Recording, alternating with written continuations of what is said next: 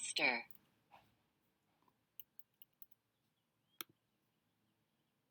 "Go get it, boy," Mrs. Parker yelled as she tossed Buster's favorite ball across the yard. Donovan Lowe was pulling weeds in the Parkers' front yard.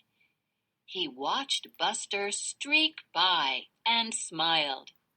Donovan liked Mrs. Parker. A year ago, she'd had a stroke. That's when she moved in with her daughter Liz, Donovan's neighbor. The stroke left Mrs. Parker weak enough to need a wheelchair, but it didn't affect her funny bone. Everyone loved her jokes and stories. She was like the whole neighborhood's grandmother.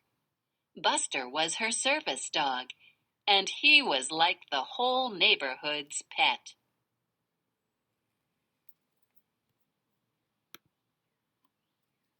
He raced back with the ball. "Okay," Mrs. Parker laughed, "but this is the last time. I'm exhausted." Mrs. Parker threw the ball again.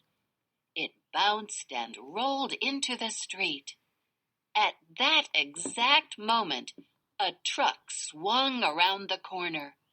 There was no way the driver could stop in time.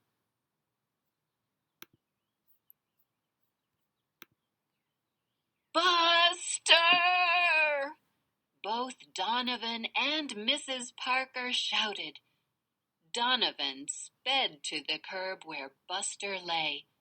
The truck driver was kneeling beside the dog. "Get a blanket and call the vet," he yelled to Donovan. "Tell them it's an emergency and we're on our way." That night, Donovan and his mom brought her tortilla casserole over to the Parkers. Liz reported what the vet had told them.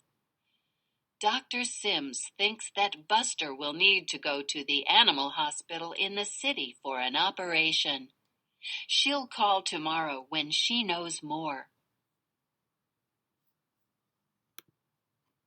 The next morning, Donovan waited nervously for news about Buster.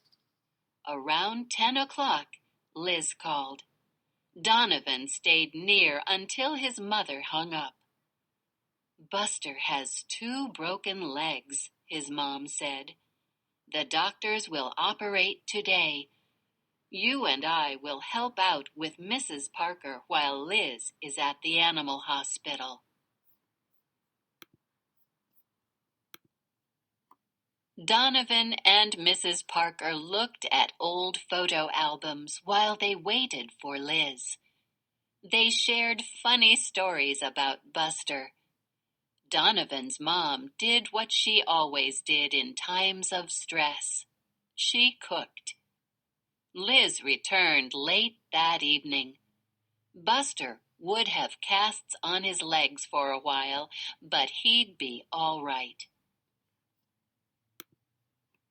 Mrs. Parker and Donovan played a game as his mother heated some food for Liz. Then Donovan went into the kitchen to get a glass of water. Mom and Liz were washing dishes and didn't hear him come in. "We don't have $2,000 to pay for Buster's care," Liz exclaimed. "I don't know how we'll ever pay it." Donovan slipped back into the living room. He had $17 he had saved for a new computer game. He'd give it to Liz, but Liz needed $2,000. What else could he do? That night, Donovan told his mom what he had overheard. "I want to help, but I don't know how." Mom said softly, "It's a big problem, honey. Sleep on it. Maybe in the morning we'll have an idea." No brilliant idea came to Donovan during the night. nor did one come during school the next day. When he got home, his mom was testing a new recipe. "Taste this, please," she said as she held a spoonful of stew under his nose. Donovan cleaned the spoon and declared, "Delicious! You should have a cooking show." "Thank you. I made enough for Liz and Mrs. Parker, too. Would you carry it over for me?" Mom asked. Liz was on the phone as she answered the door. She pointed Donovan to the kitchen. "Just put it anywhere," she whispered as she turned back to her phone conversation.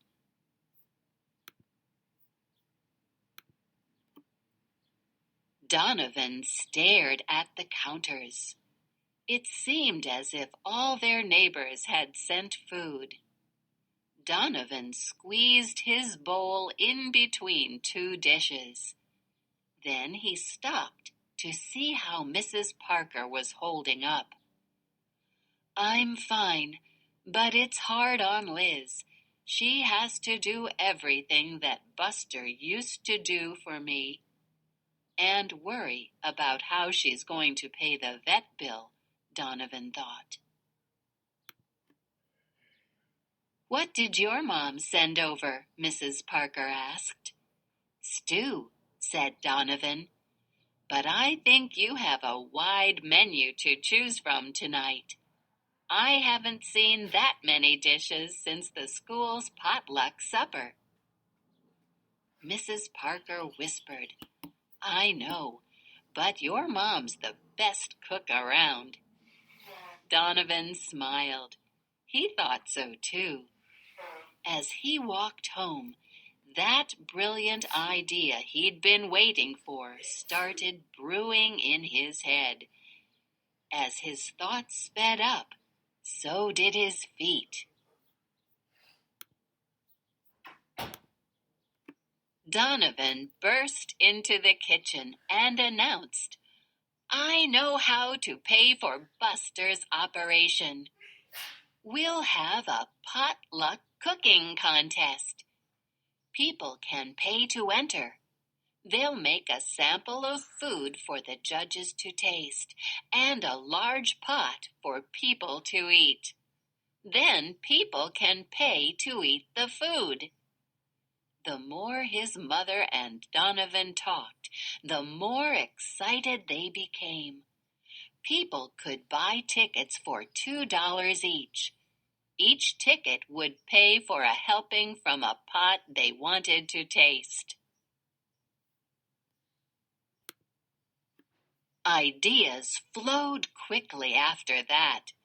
They'd have cooking contests for adults and for kids. Someone could sell pictures of people and their pets. Others could demonstrate what service dogs do. They could even have a funniest-looking pet contest. They would call it the Pet Potluck Fair. Mrs. Lowe checked with Liz, Mrs. Parker, and some neighbors. Everyone loved their idea.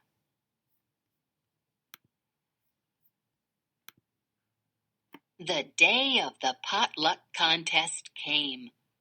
Friends and neighbors filled the park. Buster was the guest of honor. He sat in a special wagon next to Mrs. Parker. Donovan helped sell food tickets. Liz took pictures of people with their pets. Mrs. Parker and Buster judged the pet contest. A bulldog was chosen the funniest-looking pet. It wasn't a surprise when Donovan's mom won the cooking contest. But the best moment came at the end of the day. Carl Baca was a banker who lived on Donovan Street. He made a special announcement. "Buster has shown us how important a service dog can be. Because we care, we've raised more than $1,000 toward Buster's vet bill. The crowd hollered and clapped. Donovan hollered and clapped, too, but he knew that it wasn't enough. Liz was about to thank the crowd when Mr. Baca held up a hand.